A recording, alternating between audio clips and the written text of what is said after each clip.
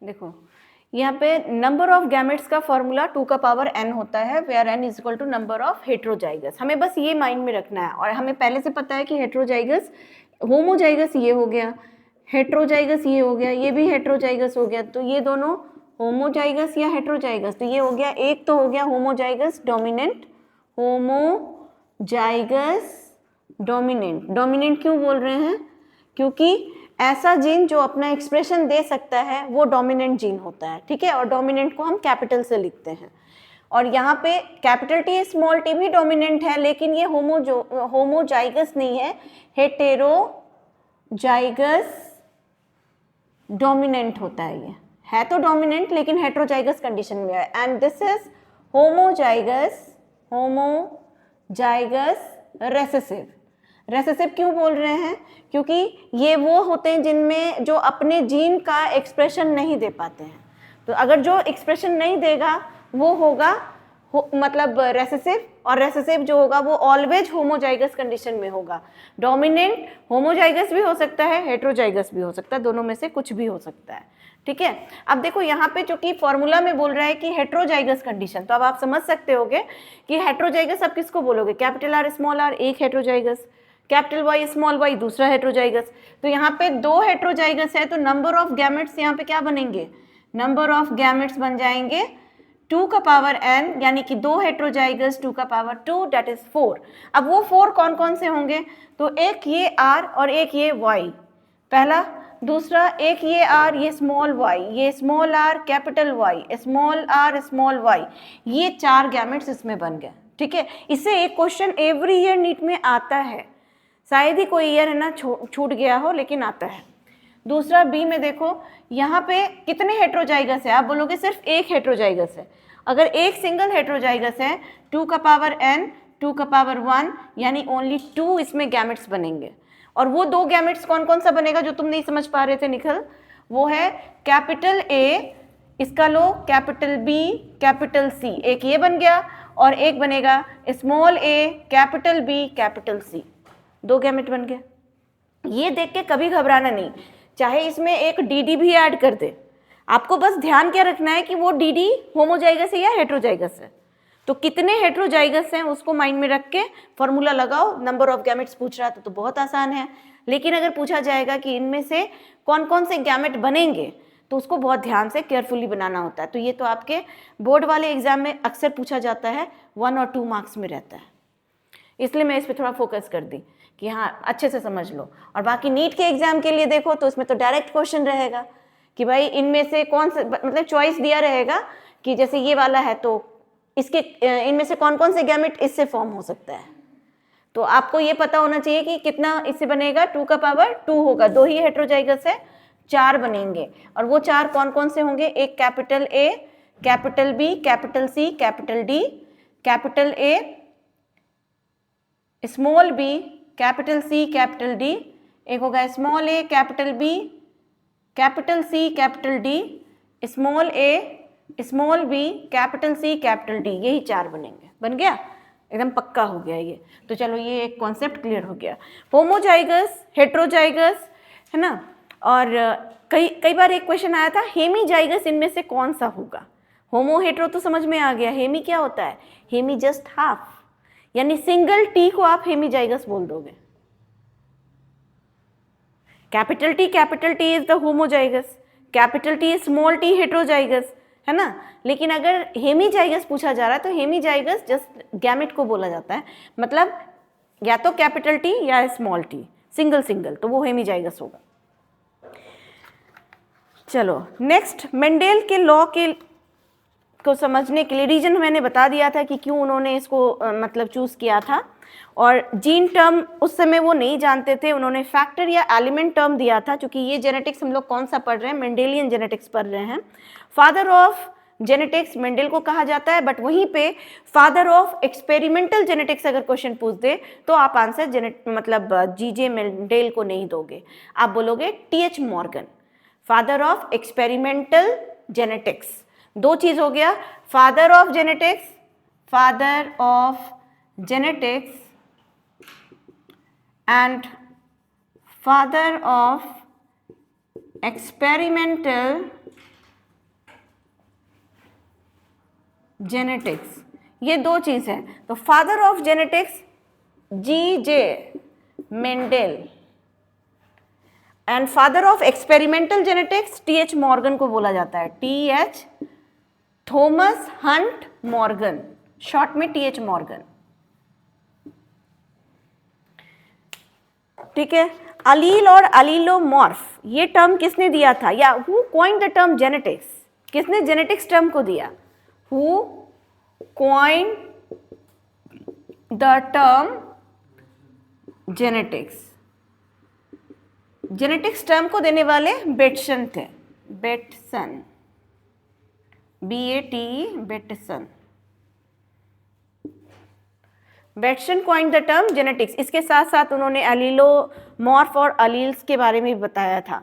ठीक है, phenotype, genotype और जीन टर्म को देने वाले साइंटिस्ट जोहानसन थे। बताया था, कल मैंने बताया था, जोहानसन ने जीन, जीनोटाइप, फिनोटाइप ये बताए थे जोहानसन, जोहानसन।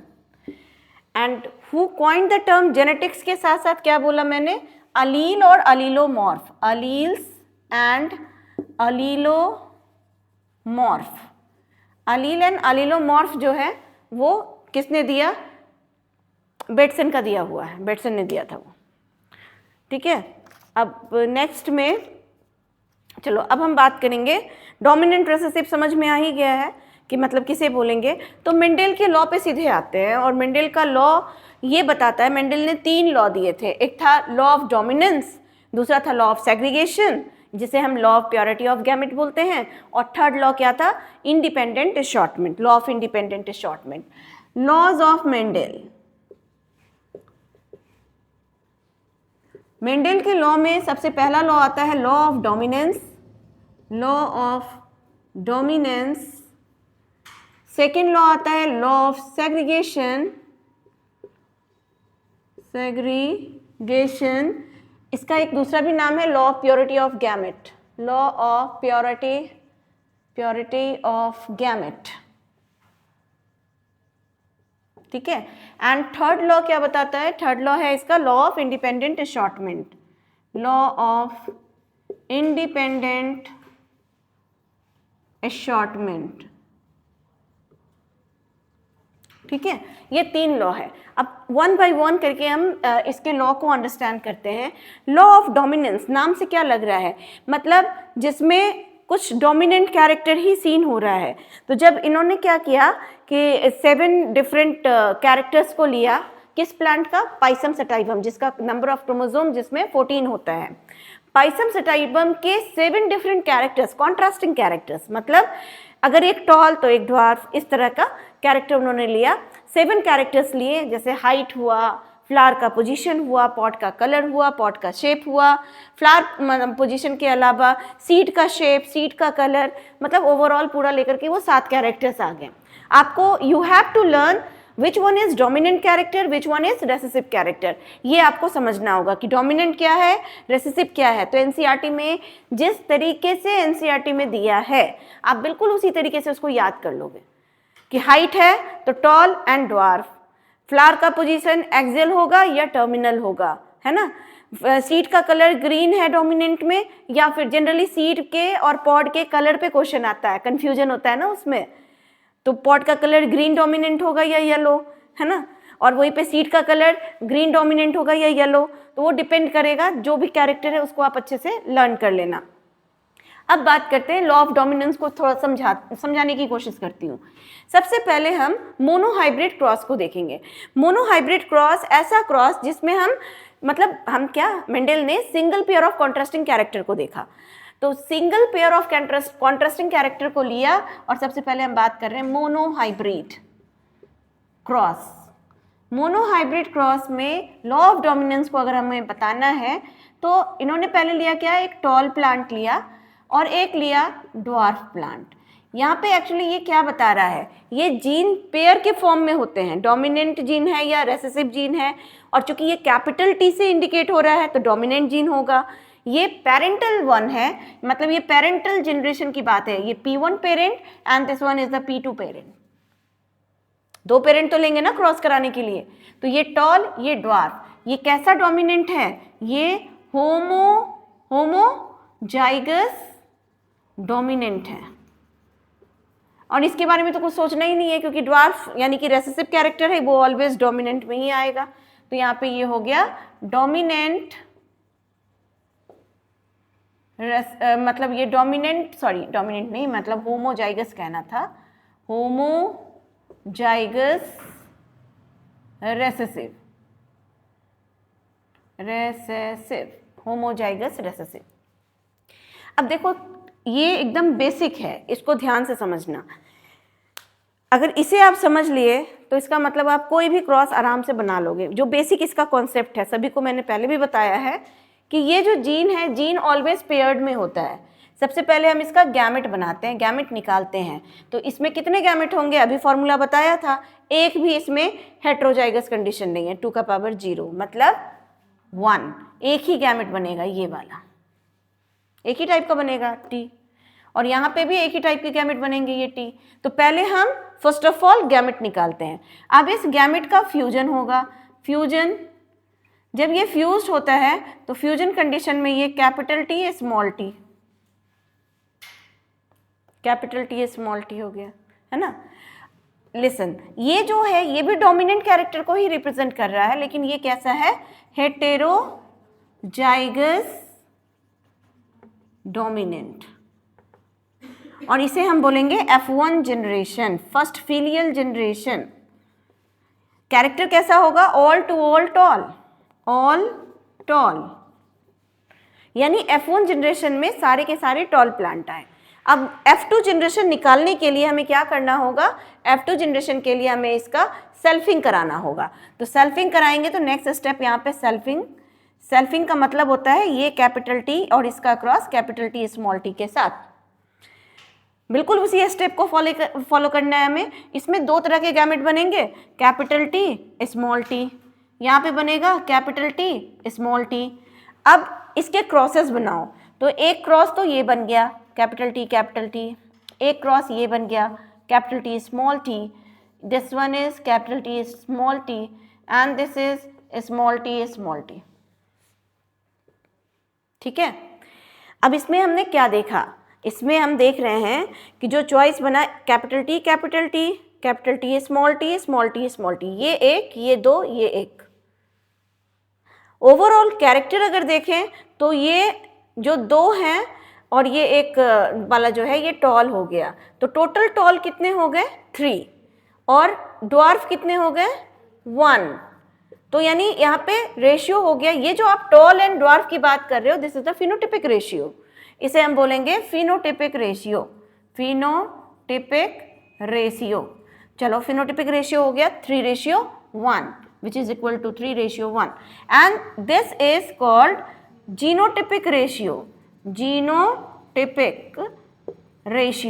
genotypic ratio यहाँ पे हो जाएगा 1:1। अब इस पे क्वेश्चन पूछा जाता है, पूछ लिया जाएगा कि चलो भाई हेट्रोजाइगस का परसेंटेज कितना होगा? क्या होगा परसेंटेज कनिष्क का हेट्रोजाइगस का मोनोहाइब्रिड क्रॉस में, लॉ ऑफ डोमिनेंस में?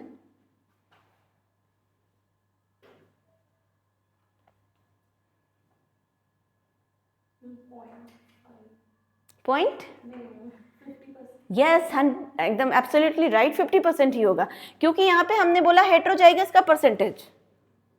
हेट्रोजाइगस कितने बन रहे हैं? 2 बन रहे हैं, परसेंटेज निकालेंगे 50% होगा, यानी 50% heterozygous, 25% pure dominant and 25% recessive, हो गया 100%। अब क्वेश्चन का फॉर्म चाहे जो भी हो, कॉन्सेप्ट तो यही है। नेक्स्ट हम समझेंगे मोनोहाइब्रिड में ही test cross and back cross, test cross and back cross.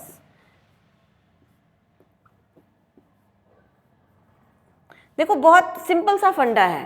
Test cross का मतलब होता है it is basically the cross between the F1 generation and recessive parent.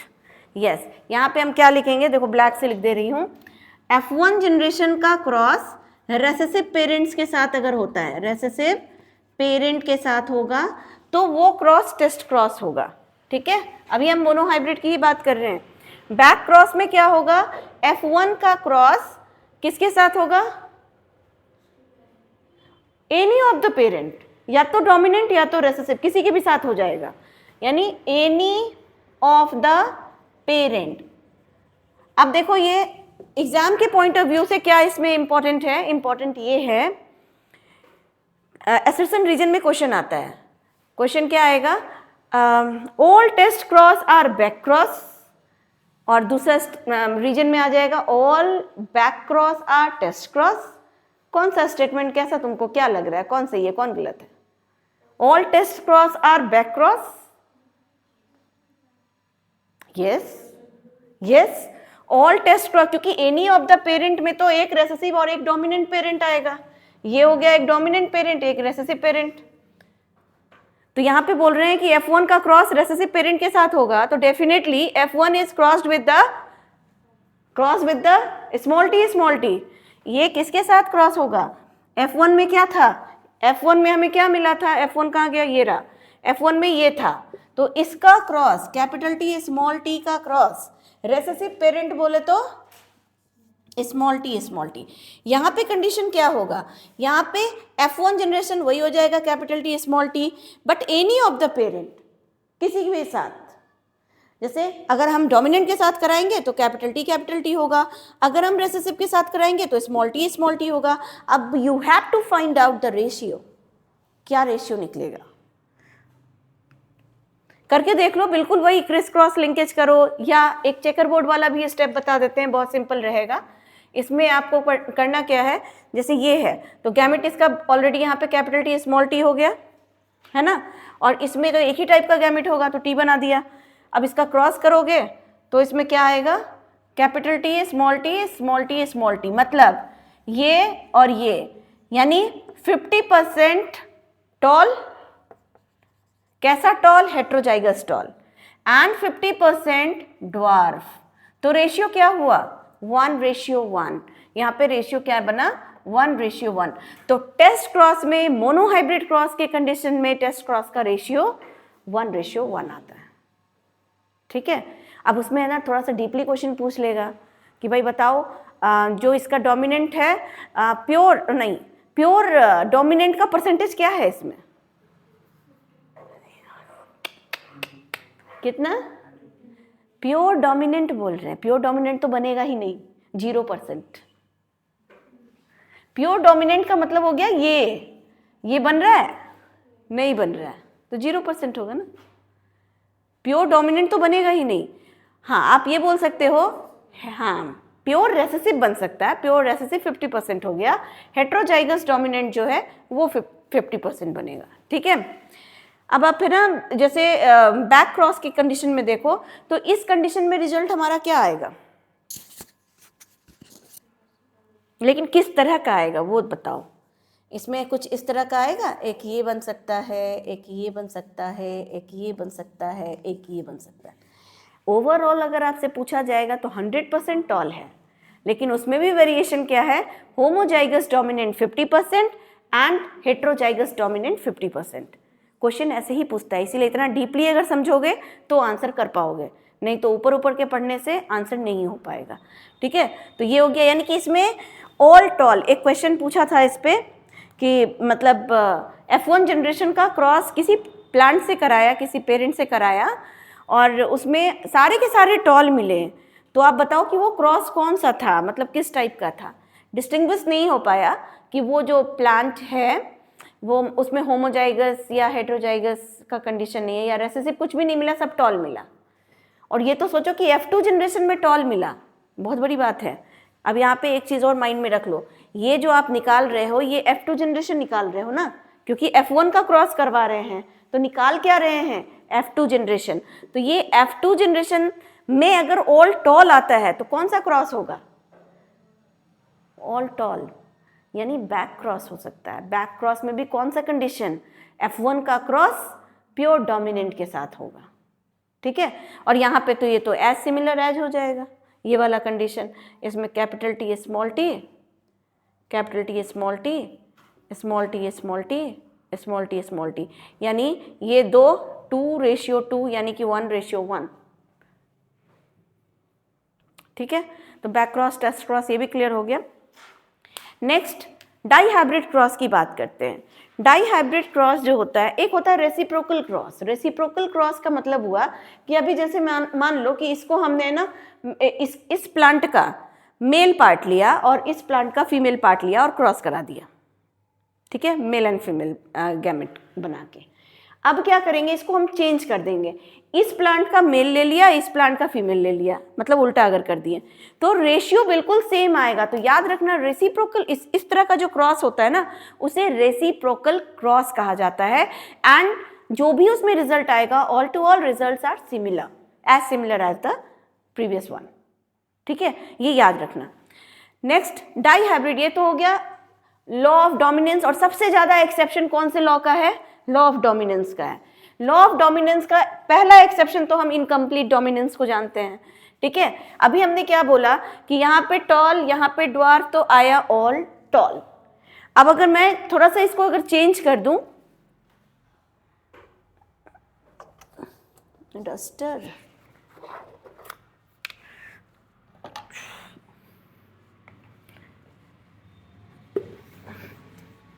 चलो इसको मैं अभी यहाँ पे थोड़ा चेंज, ये तो तुम लोगों ने नोट डाउन कर लिया ना, थोड़ा चेंज करती हूँ। यहीं पे पहले इनकम्प्लीट डोमिनेंट को एक्सप्लेन कर देते हैं, फिर डाइहाइब्रिड क्रॉस पे आ जाएंगे।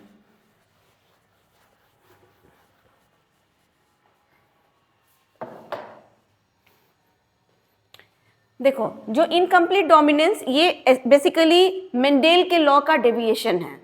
मेंडेल ने क्या बताया कि F1 जनरेशन में जितने भी प्लांट आएंगे ऑल टू ऑल टॉल आएंगे, तो इसको लॉ ऑफ डोमिनेंस का नाम दे दिया। लेकिन क्या सारे प्लांट के लिए ये एप्लीकेबल था? नहीं। कार्ल कोरेन नाम के साइंटिस्ट ने मिराबिलिस जालापा, स्नैपड्रैगन, एंटीरहिनम, ये प्लांट हैं वो, जिनमें क्या देखा कि रेड कलर का फ्लावर, व्हाइट कलर का फ्लावर, जब इसका क्रॉस कराया गया तो यहाँ पे कैपिटल आर स्मॉल आर, कायदे से मेंडेल के अकॉर्डिंग यहाँ पे ऑल टू ऑल रेड आना चाहिए था F1 जनरेशन में, F1 जनरेशन, और इसमें ऑल ना रेड आया ना व्हाइट आया, यहाँ पे आया ऑल पिंक। अब ये पिंक क्यों आया, वो भी सोचने में मजबूर हो गए, भाई क्यों आया? पी प्लांट में नहीं, कौन सा प्लांट? मिराबिलिस जालापा, मिराबिलिस जालापा में। तो मिराबिलिस जालापा को ही हम 4 o'clock प्लांट के नाम से भी जानते हैं। और स्नैपड्रैगन डॉग फ्लावर, उसमें भी ये इनकम्प्लीट डोमिनेंस का केस रिपोर्टेड है। किसने इसको डिस्कवर किया? कार्ल कोरेन। कार्ल कोरेन नाम के साइंटिस्ट ने बताया कि नहीं, इसमें तो वो रिजल्ट नहीं आ रहा है। तो ये जो आर आया, फिर सरप्राइजिंग था ना, क्योंकि ना तो कोई डोमिनेंट वाला आ रहा है ना रिसेसिव वाला है, तो दोनों कहाँ गए? फिर उन्होंने F1 जनरेशन का एज यूजुअल मेंडल के अकॉर्डिंग सेल्फिंग कराया, capital R small r, capital R small r. जब ये सेल्फिंग हुआ तो इसका जो रिजल्ट आएगा वो F2 जनरेशन बताएगा, F2 जनरेशन। देन अब चेकर बोर्ड पे ही जो पुनेट स्क्वायर के नाम से जाना जाता है उस पर बना देते हैं। यहाँ पे भी कितने गैमेट बनेंगे? 2 बनेंगे, कैपिटल आर स्मॉल आर। यहाँ पे कितने बनेंगे? Capital R small r. ये बन गया ये बन गया ये बन गया ये, और ये बन गया ये। आप यहाँ पे कैरेक्टर लिखो तो ये हो गया रेड, प्योर रेड, ये हो गया पिंक, ये हो गया पिंक, ये हो गया व्हाइट। अब आपसे पूछा जाएगा इसका फिनोटिपिक रेशियो बताओ। फिनोटिपिक रेशियो, फिनोटिपिक रेशियो इसमें कितना होगा? क्योंकि एक रेड है ना, फिनोटिपिक में एक रेड हो गया, रेड वाला एक, 2 पिंक एंड 1 व्हाइट, तो रेशियो विल बी 1:1। जीनोटिपिक पे आ जाओ। जीनोटिपिक रेशियो, जीनोटिपिक रेशियो में आर वाला एक मिल गया, R small r small r small r, ये एक, ये 2, ये एक, फिर रेशियो क्या हुआ? 1:1। इस पे बहुत बार क्वेश्चन आ चुका है कि ऐसा कौन सा है क्रॉस, मतलब इनकम्प्लीट डोमिनेंस के केस में ही, मतलब जिसमें फिनोटिपिक और जीनोटिपिक का रेशियो सेम होता है। Phenotypic and genotypic ratio will be same 1:1। ठीक है, ये होता है। तो ये हो गया इनकम्प्लीट डोमिनेंस। इसको क्या बताया? Incomplete dominance. ये मेंडेल के लॉ का पहला डेविएशन था, मतलब मेंडेल को फॉलो नहीं करता है। तो यहाँ पे लॉ ऑफ डोमिनेंस हो गया क्लियर। ऐसे तो बहुत सारे एक्सेप्शंस हैं लॉ ऑफ डोमिनेंस के। नेक्स्ट बात करते हैं, सबसे कम जो एक्सेप्शन मिला वो लॉ ऑफ सेग्रीगेशन, उसमें मतलब ना के बराबर है लॉ ऑफ सेग्रीगेशन में। लॉ ऑफ सेग्रीगेशन को law of purity of gamete कहा जाता है। मतलब ये कहा जाता है कि गैमेट कभी भी पेयर में नहीं होता है, वो ऑलवेज सिंगल होता है। और ये लॉ ऑफ सेग्रीगेशन इंडिकेट करता है। ये जो यहाँ पे हम देख रहे हैं ये लॉ ऑफ सेग्रीगेशन ही है कि सिंगल सिंगल गैमेट बना ये। ठीक है। Third law, law of independent assortment, and this is applicable for the dihybrid cross. अब डाई हाइब्रिड पे तो हम आएंगे, फटाफट तुम बना करके मुझे बताओ कि टेस्ट क्रॉस का, डाई हाइब्रिड टेस्ट क्रॉस का रेशियो क्या होगा? बना पाओगे या ऐसे बता दो क्या रेशियो होगा डाई हाइब्रिड का टेस्ट क्रॉस रेशियो? तनिष्का बन गया? नहीं, इंस्टेंट आंसर चाहिए। हाँ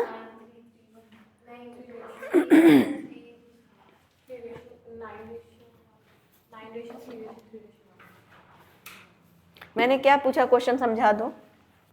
मैंने पूछा डाई हाइब्रिड का टेस्ट क्रॉस रेशियो। ये तो जो तुमने रेशियो बताया 1:1, ये मोनोहाइब्रिड का है, याद रखना। मोनोहाइब्रिड का टेस्ट क्रॉस रेशियो 1:1।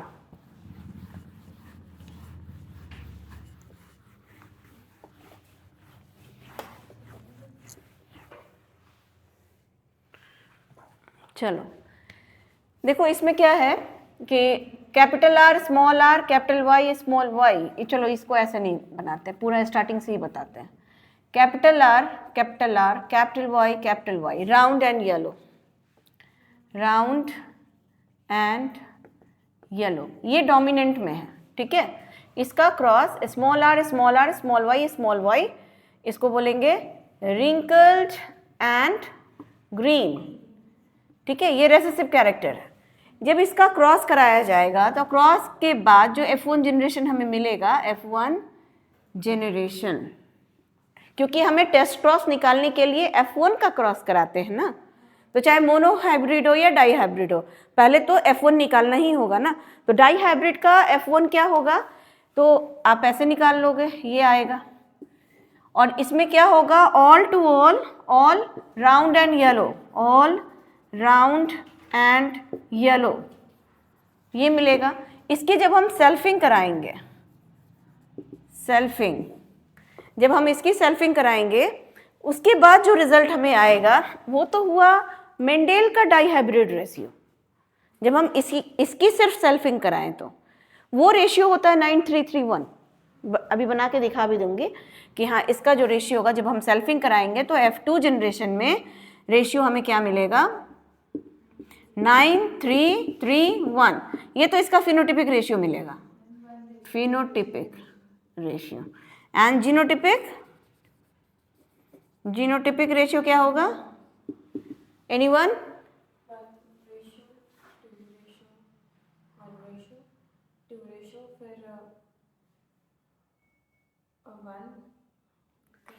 मैंने ट्रिक बताया था फिर भी भूल गया। 1 2 1 का होल स्क्वायर, 1 2 1 1 2 1। और अगर ऐसे भी नहीं याद है तो आप सीधे याद रखना 1 2 1, एम्स का क्वेश्चन है ये, 2 4 2 1 2 1, ये है इसका 1 2 1 2 4 2 1 2 1, बस याद कर लो। हाँ हाँ, सिंगल डबल सिंगल, तो ये है 1 2 1 का होल स्क्वायर। तो ये तो हो गया ये नॉर्मल जो मेंडेल का डाई हाइब्रिड क्रॉस है उसका फिनोटिपिक और genotypic ratio. I am asking test cross of dihybrid. तो test cross of dihybrid के लिए क्या होगा, F1 का क्रॉस रेसेसिव पेरेंट यहाँ पे ये है, इसके साथ कौन बोला? अब याद आ गया। इसका क्रॉस इसके साथ बनाओ और फटाफट बना करके बताओ। नहीं, इट्स ओके, जिन्होंने नहीं बनाया वो बनाओ और करके खुद से देखो कि कैसे बनेगा ये 1:1:1। चेकर बोर्ड पे बनाओगे ज़्यादा आसान रहेगा। 4 गैमेट यहाँ पे बना दो, capital R capital Y, capital R small y, small r capital Y, small r small y, और इधर हो गया आर वाई। तो बना क्या? Capital R small y, capital R small y, small r small y, small r capital Y, small r small y small. तो ratio क्या हो गया? 1 1 1 1। जब भी एग्जाम में क्वेश्चन आएगा मोनोहाइब्रिड का टेस्ट क्रॉस तो 1:1 होगा, बट सिर्फ टेस्ट क्रॉस देख करके आंसर नहीं करना है, उसमें देख भी लेना कि मोनोहाइब्रिड का पूछ रहा है या डाईहाइब्रिड का। अगर डाईहाइब्रिड का पूछेगा तो देखना डेफिनेटली एक ऑप्शन होगा 4:1 वाला, 1:1:1:1, और वो करेक्ट आंसर होगा। स्टार्टिंग में सबसे पहले वो मतलब चालाकी से क्या दिया रहेगा? 1:1। स्टूडेंट देखा टेस्ट क्रॉस 1:1, लग गया टिक। ये नहीं देखा कि डाईहाइब्रिड का पूछ रहा है, अब वो लास्ट वाला ऑप्शन दिया होगा या कोई अदर ऑप्शन में होगा। तो यहाँ पे ये भी हो गया क्लियर डाईहाइब्रिड का भी। डाईहाइब्रिड क्रॉस बनाना आना चाहिए, आता है ना सबको? प्रैक्टिस अपना कर लेना वंस अगेन, क्योंकि जरूरी नहीं है कि डाईहाइब्रिड ही आपको बना करके दिया जाएगा, मेंडेल वाला RRYY वाला, कुछ अदर भी दे सकता है, जो कि मैंने कितनी बार तुम लोगों को प्रैक्टिस भी कराया है। तो उन क्वेश्चंस को बनाने का ढंग यही है कि पहले you have to find out the gamete. जैसे ही आप गैमेट बना लोगे फिर चेकर बोर्ड बना करके उसके जीनोटाइप्स निकालोगे, क्रॉस कॉम्बिनेशंस बना के, फिर रेशियो डिटरमाइन करना है कि क्या रेशियो आता है। ठीक है,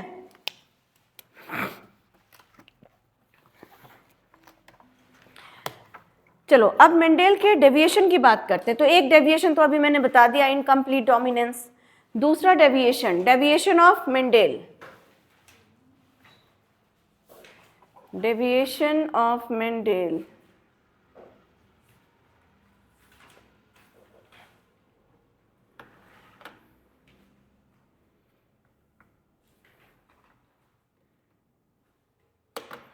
एक डेविएशन तो ये रहा, अब दूसरा डेविएशन की बात करते हैं। First deviation is incomplete dominance.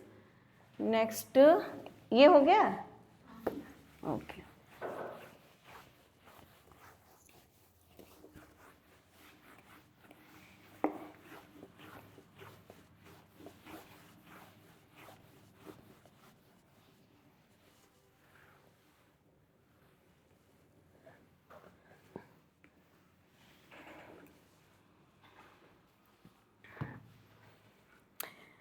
देखो पहले यहाँ पे लिख देते हैं डेविएशन ऑफ, क्या क्या इसमें पढ़ना है। Deviation of Mendelism. Deviation of Mendelism में सबसे पहले incomplete dominance, incomplete dominance. Second is codominance. Third is pleiotropy. Fourth is polygenic inheritance, polygenic inheritance. Fifth is multiple allelism, multiple allelism. Sixth is interaction of genes, interactions of genes. ठीक है, तो incomplete dominance तो हमने पढ़ लिया, कैसे क्या deviation है वो समझ में आ गया। कोडोमिनेंस, अब बात करते हैं एबीओ ब्लड ग्रुप के बारे में। Blood group ABO, blood group ABO के बारे में किसने बताया था? लैंडस्टीनर ने बताया था, लैंडस्टीनर। तो कितने टाइप के ब्लड ग्रुप होते हैं? जितने टाइप के ब्लड ग्रुप होते हैं वो उसका फिनोटाइप हो गया। ठीक है, तो फिनोटाइप ब्लड ग्रुप का क्या होगा? फिनोटाइप 4 होंगे, क्योंकि 4 तरह का ब्लड ग्रुप होता है, blood group A B and O. ठीक है, तो यहाँ पे blood group A B and O, 4 तरह के ये ब्लड ग्रुप्स हैं।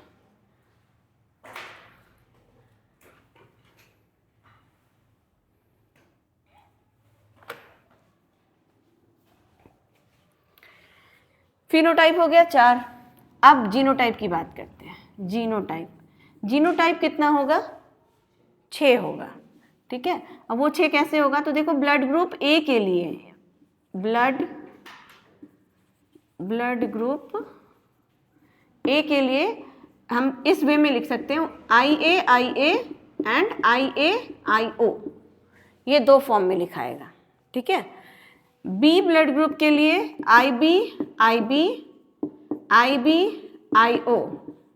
ठीक है। एंड AB के लिए क्या लिखेंगे? IAIB।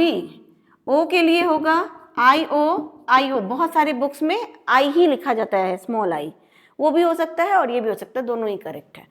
अब आप देखो कितने जीनोटाइप बने। A के लिए 2 है, 1 2, B के लिए 2 है, 3 4, ये 5, ये 6, तो नंबर ऑफ जीनोटाइप 6 हो गया,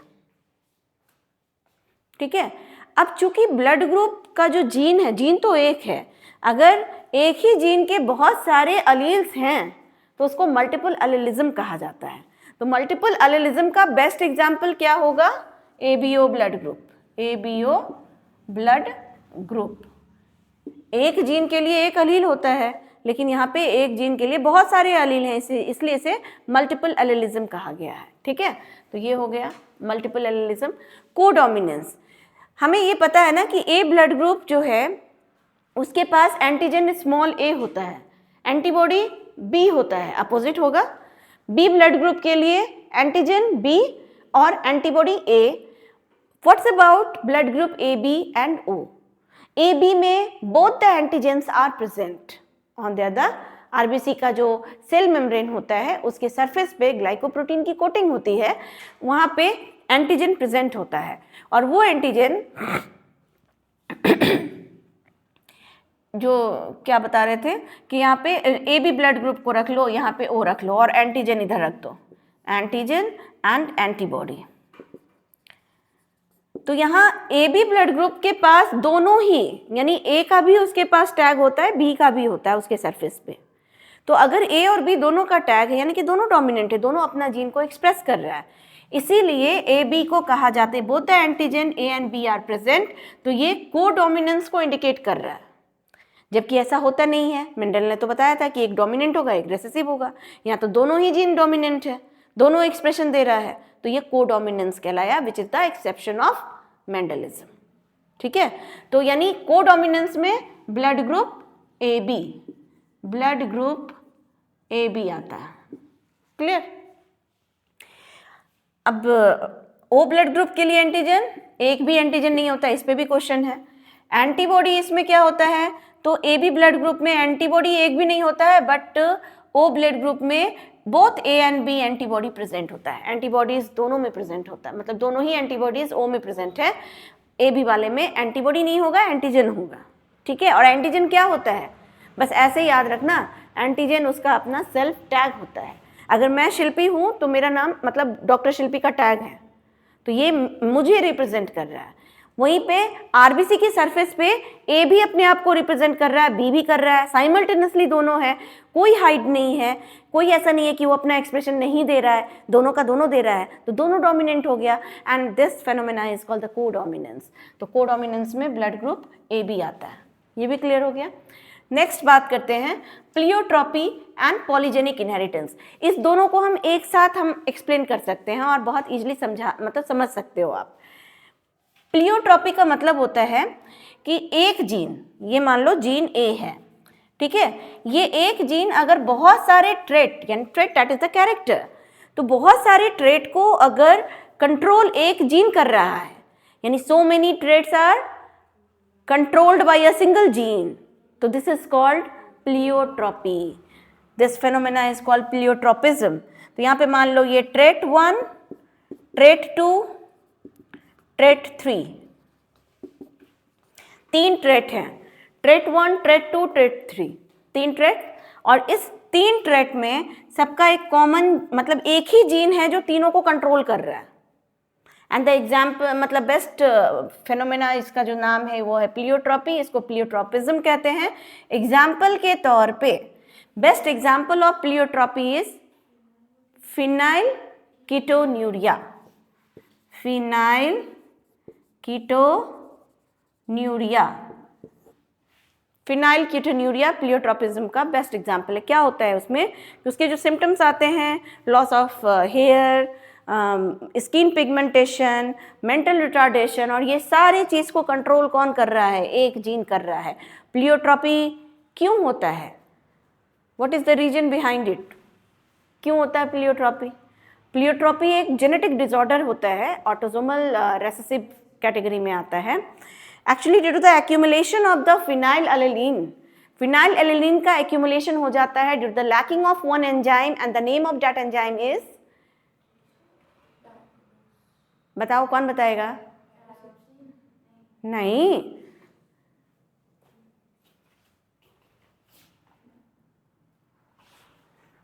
बताओ कौन, कोई तो बताओ। 1 मिनट का टाइम देती हूँ, सोच के बताओ।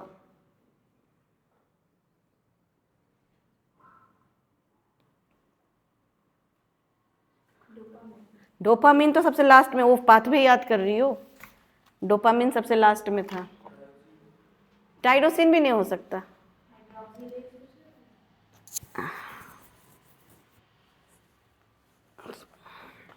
हाइड्रोक्सिलेज भी नहीं है। पूरा उसका इन शॉर्ट में क्या बोलते हैं उसको? BH4, वो तो बोरोन टेट्राहाइड्रेट है। BH4 ना, अब इतना पूछ रहे हैं कि मेरे ही माइंड से वो गायब हो गया है, रुक जाओ।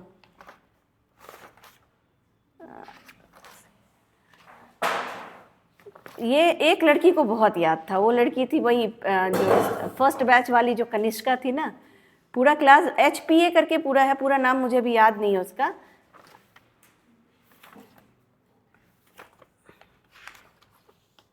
याद आ गया, याद आ गया, याद आ गया। फिनाइल एलेलीन हाइड्रोक्सिलेज है। कहाँ तुमने हाइड्रोक्सिलेज बोला? हाँ बोला था, फिर तो वही होगा, फिनाइल हाइड्रोक्सिलेज। मेरे माइंड से मतलब आ रहा था फिनाइल, फिनाइल कुछ है, अब फिनाइल एलेलीन करके क्या है पता नहीं, तो फिनाइल एलेलीन हाइड्रोक्सिलेज है, इसका शॉर्ट फॉर्म PHA होता है, फिनाइल एलेलीन हाइड्रोक्सिलेज।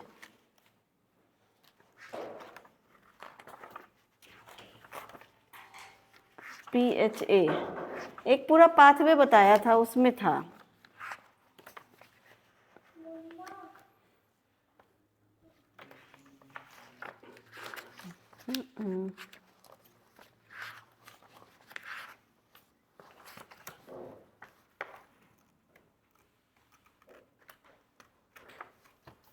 चलो कोई बात नहीं, फाइनली मिल तो गया ना, फिनाइल एलेलीन हाइड्रोक्सिलेज। ये फिनाइल एलेलीन होता है due to the deficiency of enzyme, उस एंजाइम का नाम है PHA, phenylalanine hydroxylase. Phenylalanine hydroxylase, ठीक है। और दूसरा बता रहे थे पॉलीजेनिक इनहेरिटेंस। यहाँ पे हम क्या देखेंगे कि 3 डिफरेंट जीन्स हैं, like gene A, gene B, gene C, ये कंट्रोल कर रहा है एक कैरेक्टर को। जस्ट इसका अपोजिट हो गया ना, वन ट्रेट, मतलब single trait can controlled by so many genes, single traits can controlled by so many genes. अब यहाँ पे देखो जीन A, B, C, लेकिन कंट्रोल कर रहा है ट्रेट को, मतलब एक ही कैरेक्टर को। तो फॉर एग्जाम्पल इसका मतलब जो बेस्ट एग्जाम्पल माना जाता है वो है height of human and skin colour of human. Height of human, height of human and skin colour of human, ये है polygenic inheritance. Polygenic inheritance, polygenic inheritance में एक सिंगल कैरेक्टर को बहुत सारे जीन कंट्रोल करते हैं, तो वो पॉलीजेनिक इनहेरिटेंस कहलाता है। ठीक है, तो ये भी हो गया, ये भी मेंडल का एक्सेप्शन है। ये हो गया, प्लियोट्रॉपी हो गया। अब बात करते हैं interactions of genes. Interactions of gene मतलब एक जीन जब दूसरे जीन के कांटेक्ट में आता है, इंटरैक्शन होता है, और फिर उसके कंसिक्वेंटली क्या उसका रेशियो बनता है। तो यहाँ पे जैसे एपिस्टासिस एक इंटरैक्शन ऑफ जीन का एग्जाम्पल एपिस्टासिस है। उसमें दो तरह के जीन होते हैं, एक वो जीन जो कि दूसरे के एक्सप्रेशन को हाइड कर दे, तो उसको तो हम इपिस्टैट जीन कहेंगे, इपिस्टैटिक जीन बोलेंगे। जो जीन हाइड हो जाएगा वो जीन क्या कहलाएगा? हाइपोस्टैटिक। इपिस्टैटिक एंड हाइपोस्टैटिक दो टाइप के जीन हो गए। इपिस्टैसिस भी डोमिनेंट और रेसेसिव दो टाइप का होता है। जो डोमिनेंट होता है उसका रेशियो बनता है 12:3:1। Dominant epistasis, dominant epistasis 12:3:1। इसी में अगर रेसेसिव की बात करें तो रेसेसिव का क्या होगा? रेसेसिव एपिस्टैसिस कितना? 9:3:4। कॉम्प्लीमेंट्री जीन, कॉम्प्लीमेंटरी जीन, इसका रेशियो क्या होता है? 9:7। ये बस आप रेशियो याद कर लेना। डिटेल कोर्स में तो मैंने है ना पूरा उसका क्रॉस व्रॉस बनवाया था, लेकिन आपके बोर्ड एग्जाम के लिए इसका कोई नीड नहीं है, और नीट के लिए बस आपको रेशियो याद रखना काफ़ी है। तो आप है ना इसको, क्योंकि वो बनवाने के पीछे रीज़न ये था कि आप उसको लॉन्ग रन में याद करके रख सको। वो क्रॉस बनवाया था ना तुम लोगों से, एपिस्टासिस में भी नहीं बनवाया था? पर्पल फ्लावर, वाइट फ्लावर, उसका रेशियो क्या होगा? हाँ, कम्प्लीमेंट्री में तो रेशियो आया था 9 पर्पल 7 वाइट। हाँ, तो बस अभी आप याद रखना, क्योंकि उतना टाइम है नहीं कि फिर डिटेल पूरा क्रॉस समझाएं हम। तो यहाँ पे देखो, रेसेसिव एपिस्टासिस का होगा 9:3:4, कॉम्प्लीमेंट्री का 9:7। Supplementary gene ratio, supplementary gene ratio, ये सप्लीमेंट्री जीन रेशियो भी 9:3:4 ही होता है। ठीक है, और एक होता है डुप्लीकेट जीन। डुप्लीकेट जीन का ratio, duplicate gene ratio 15:1, 15:1। Shepherd purse flower में जो बताए थे, टॉप वाला 15 और एक ही जो था वो रेसेसिव वाला था, बाकी सब तो आ ही गया था। तो 15:1 था उसमें। आपको रेशियो याद रखना है, खास करके किसका? एपिस्टासिस के डोमिनेंट वाला 12:3:1, रेसेसिव का 9:3:4, complementary gene ratio is 9:7, supplementary gene ratio 9:3:4 and duplicate gene ratio 15:1। ये हो गया इंटरैक्शन ऑफ जीन। अब दूसरा इसमें कॉन्सेप्ट उठता है लिंकेज का। लिंकेज को लाने वाले साइंटिस्ट कौन थे? सबसे पहले लिंकेज के बारे में किसने बताया?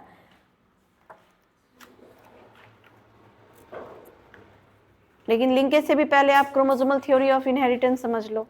क्रोमोसोमल थ्योरी ऑफ इनहेरिटेंस को सटन एंड बोवेरी ने 1901 या 2, 1 या 2, मैं तो खुद ही पूछ रही हूँ 1 में या 2 में। ये सटन एंड बोवेरी ने दिया था 1902 या 1? 11? नहीं, एनसीईआरटी बुक देखो, उसमें दिया हुआ है 1902 में दिया है। ठीक है, याद रखना। हाँ, ये क्रोमोसोमल थ्योरी ऑफ इनहेरिटेंस क्या हुआ, अब इसको ध्यान से समझो। अभी तक तो मेंडल को ये लग रहा था कि कोई फैक्टर है जो कि जा रहा है एक जनरेशन से दूसरी जनरेशन। फिर एक साइंटिस्ट सटन एंड बोवेरी आए। बोवेरी वही जो सेंट्रोसोम के बारे में बताए थे। सेंट्रोसोम यानी सेंट्रियोल, पता है ना क्या होता है? मेम्ब्रेनलेस सेलुलर ऑर्गेनेल, जो कि एनिमल सेल का ही फीचर है और सेल डिवीजन में अपना रोल प्ले करता है। तो सटन एंड बोवेरी ने बताया कि एक्चुअली में जो कैरेक्टर ट्रांसमिट होता है just because of the gene, जो जोहानसन ने बताया कि जीन होता है वो चीज़, एलिमेंट और फैक्टर को उन्होंने जीन बताया था जोहानसन ने। तो ये जीन सिचुएटेड कहाँ पे होता है? तो ये जीन सिचुएटेड होता है क्रोमोसोम के ऊपर। तो क्रोमोसोम का वो साइट जहाँ पे ये जीन सिचुएटेड होता है, उस साइट को लोकस कहा जाता है। This is called locus. ये साइट क्या है? लोकस, जहाँ पे जीन सिचुएटेड होगा। तो जैसे ही जीन वहाँ पे सिचुएटेड हुआ, मतलब कि अगर ट्रांसफर हो रहा है जीन मतलब क्रोमोसोम भी साथ में जा रहा है ना, बिना क्रोमोसोम का तो जीन नहीं जा पाएगा। तो इसको कहा गया chromosomal theory of inheritance. Actually में जो इनहेरिटेंस है वो जस्ट बिकॉज ऑफ क्रोमोसोम है। क्यों है? क्योंकि क्रोमोसोम के ऊपर जीन है। तो इसको क्रोमोसोमल थ्योरी ऑफ इनहेरिटेंस बताया गया, जिसको सटन एंड बोवेरी ने 1902 में बताया था। The theory states the genetic information is carried out by the genes that are part of chromosome. Chromosome का पार्ट होता है। तो क्रोमोसोमल थ्योरी ऑफ इनहेरिटेंस में chromosomes and genes are presented. Chromosome भी पेयर में होता है, जीन भी पेयर में होता है। जीन कभी भी सिंगली नहीं होता है। क्यों? क्योंकि जितने भी ऑर्गेनिज्म है, हम ह्यूमन की बात कर रहे हैं, हायर ऑर्गेनिज्म है, वो डिप्लॉइड होगा तो क्रोमोसोम भी डिप्लॉइड होगा, और जीन की बात करें तो जीन भी डिप्लॉइड होगा। ठीक है। And homologous chromosome separate during the myiasis. फिर आ गया मियासिस। ये जो कैरेक्टर जो एक्सचेंज होता है वो कैसे होता है? जेनेटिक रिकॉम्बिनेशन की वजह से होता है। मैंने बताया था कि जेनेटिक रिकॉम्बिनेशन कहाँ पे होगा? जेनेटिक रिकॉम्बिनेशन के लिए रिस्पॉन्सिबल है मियासिस 1, और मियासिस 1 का प्रोफेज 1 का पेकाइटिन स्टेज।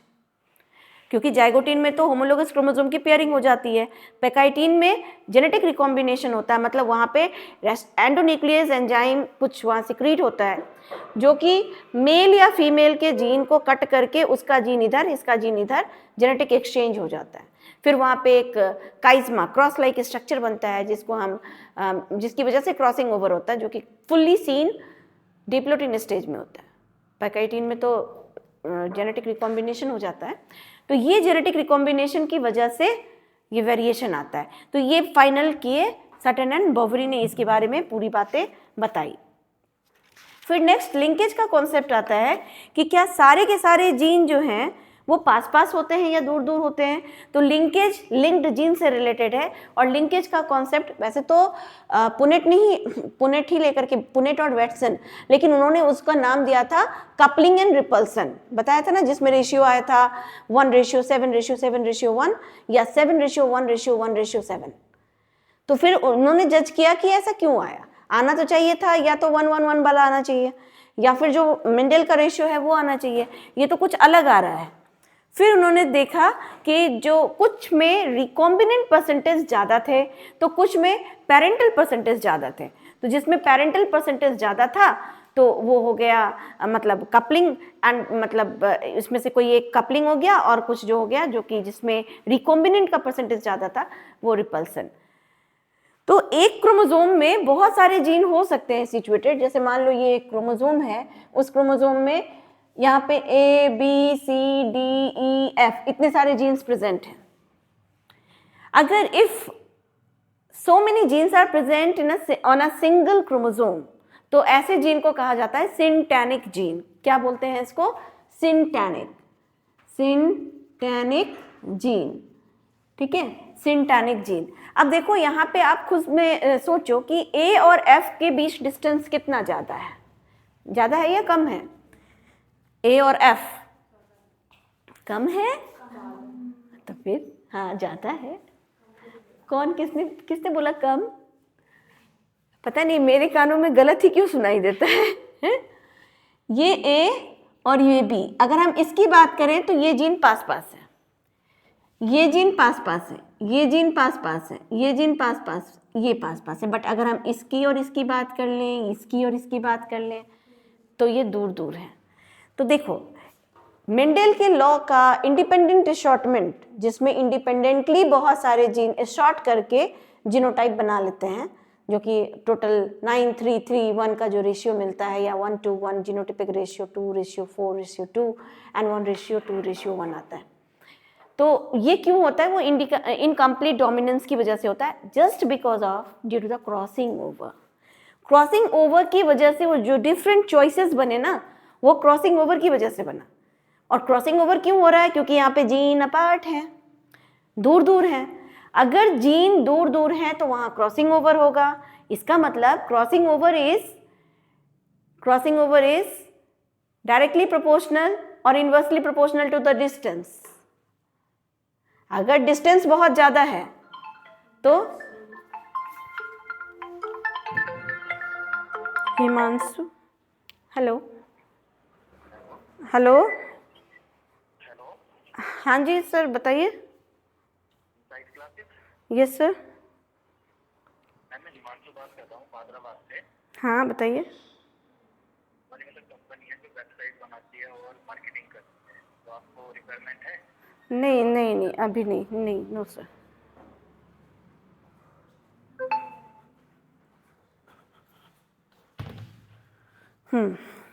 तो जो लिंकेज होता है ना उसमें जीन आपस में पास पास सिचुएटेड होते हैं। अगर पास पास सिचुएटेड हैं तो ऐसे जीन को लिंक्ड जीन कहा जाता है, और लिंक्ड जीन ही लिंकेज करेगा। तो linkage is exception of independent assortment. मतलब अगर इंडिपेंडेंट अशॉर्टमेंट होगा तो लिंकेज नहीं होगा, और लिंकेज हो रहा है मतलब वहां इंडिपेंडेंट अशॉर्टमेंट नहीं होगा। ठीक है, तो ये था लिंकेज का कॉन्सेप्ट। इस पे क्वेश्चन आया था लास्ट ईयर, बोर्ड में आया था। इसमें था जैसे कुछ ऐसे ही कुछ था कि PQRS है ना, तो यहाँ पे PS का डिस्टेंस 35 था या PR का डिस्टेंस 15 था, है ना। इस तरह का कुछ क्वेश्चन था जहाँ मुझे जो याद आ रहा है, क्योंकि तुम लोग क्वेश्चन लेकर जैसे जिस दिन एग्ज़ाम हुआ उसी दिन मेरे पास क्वेश्चन आ गया था। एकदम एग्जामिनेशन हॉल से दे करके डायरेक्ट मेरे घर पे मेरे पास क्वेश्चन आया था। और मैम एक क्वेश्चन जो था ना बड़ा अजीब सा पूछ दिया था, तो हम बोले कौन सा क्वेश्चन, तो वो वाला जो नहीं था एक, लेकिन वो हर सेट में नहीं था, और इत्तेफाक से वो क्वेश्चन पीयूष को ही मिल गया था, और पीयूष ही क्वेश्चन लेकर आया था। मैम ये वाला क्वेश्चन क्यों नहीं है, पता नहीं वो सेट कौन सा था, ABC कुछ तो रहा होगा। और 2-3 बजे ये नहीं 4-5 बजे ये आई थी जिया और अर्चना, जिसमें अर्चना का बहुत ज़्यादा गलत हो गया था, पता नहीं क्यों गलत कर दी वो, ओवर कॉन्फिडेंस में या जो भी है। जिया का भी था, तो जिया का तो एक दूसरा ही कंडीशन था, उसने बताने के चक्कर में इतनी दलियादरी दिखाई, दलियादरी कि भाई अपना क्वेश्चन छोड़ के और दूसरे को बता रही है कि हमें तो बहुत आ रहा है, हम बता देते हैं।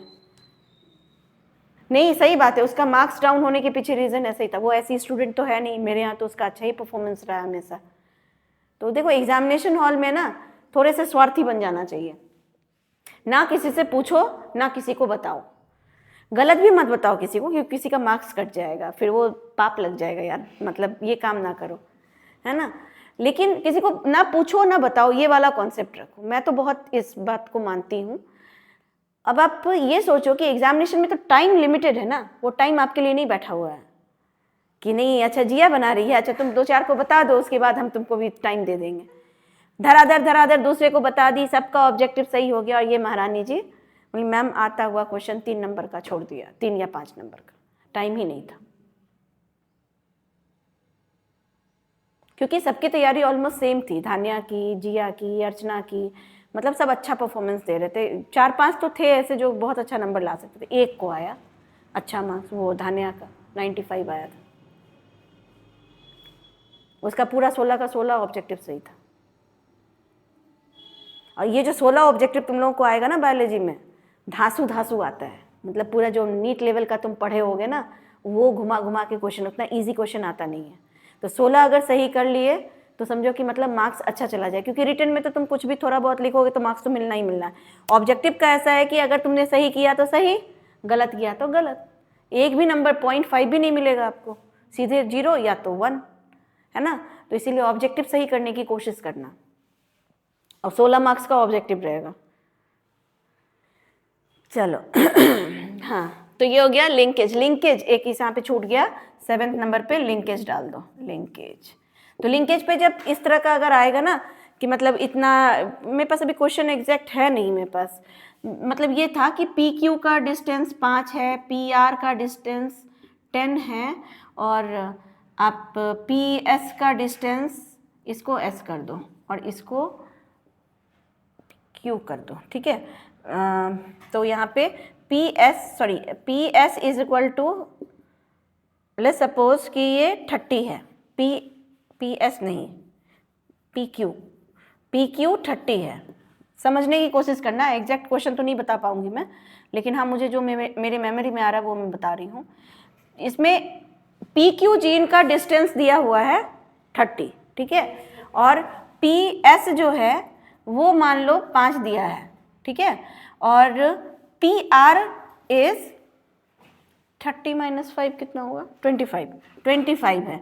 तो आपको जीन को सजाना है, सीक्वेंस में लिखना है, तो सीक्वेंस यही आ जाएगा PSRQ। मतलब जो लेंदी जीन होगा उसका डिस्टेंस 30 है, तो P और Q का डिस्टेंस 30, PS का डिस्टेंस 5, PR का डिस्टेंस 25, ओवरऑल पूरा 30। तो इसमें जीन का सीक्वेंस क्या जाएगा, तो PSRQ ऐसे होगा। परसेंटेज में दिया हुआ था, डिस्टेंस परसेंटेज में या रिकॉम्बिनेंट परसेंटेज दिया होगा। तो यहाँ पे ये लिंकेज भी कवर हो गया।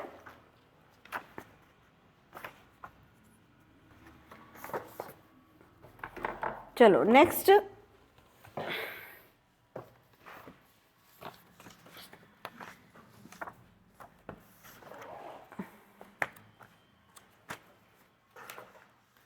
अच्छा एक है ना, ये भी बनाना आना चाहिए कि जैसे पेरेंट का ब्लड ग्रुप तो मैंने यहाँ पे बता दिया है। पेरेंट्स ये शायद तुम लोगों को 11th में भी सर्कुलेटरी सिस्टम बनाने के दौरान भी बताए होंगे, जहाँ तक मुझे याद है। आई डोंट नो बताया या नहीं बताया। मतलब एक पेरेंट हैं जिनका ब्लड ग्रुप बी है लेकिन हेट्रोजाइगस हैं या होमोजाइगस है, ये भी क्वेश्चन में मेंशन रहता है। तो अगर बी हेट्रोजाइगस वाला एक पेरेंट और दूसरे जो पेरेंट हैं वो ए हेट्रोजाइगस वाले हैं, तो इसके ऑफ स्प्रिंग का प्रोबेबिलिटी क्या होगा ब्लड ग्रुप का, ये निकालना है। निकल जाएगा? फटाफट बताओ क्या होगा। बस एक ही क्वेश्चन दूंगी इस पे, बनाओ। हेट्रोजाइगस बी एक पेरेंट है, हेट्रोजाइगस ए दूसरे पेरेंट हैं, तो आपको बताना है you have to find out the probability of blood group of their young ones, जो भी आएंगे ऑफ स्प्रिंग्स में क्या आएगा। क्वेश्चन क्या है? हाँ हेट्रोजाइगस ये होता है। क्या है ये हेट्रोजाइगस भी? अरे यार मैंने अभी बताया ना, ये क्या हुआ, this is homozygous. Homozygous blood group ए ऐसे होगा उसका जीनोटाइप। हेट्रोजाइगस ब्लड ग्रुप का, अच्छा हुआ हम यहाँ पे पहुंच गए, हमको तो लगा कि ये सबको आता ही होगा। हेट्रोजाइगस ब्लड ग्रुप ए तो IA/IO लिखेंगे। तो अब उस पे बनाओ, हेट्रोजाइगस ए एक पेरेंट का है, हेट्रोजाइगस बी दूसरे पेरेंट का है, तो उसका क्रॉस बना करके उसके जो ऑफ स्प्रिंग होंगे उसमें ब्लड ग्रुप क्या रहेगा। हाँ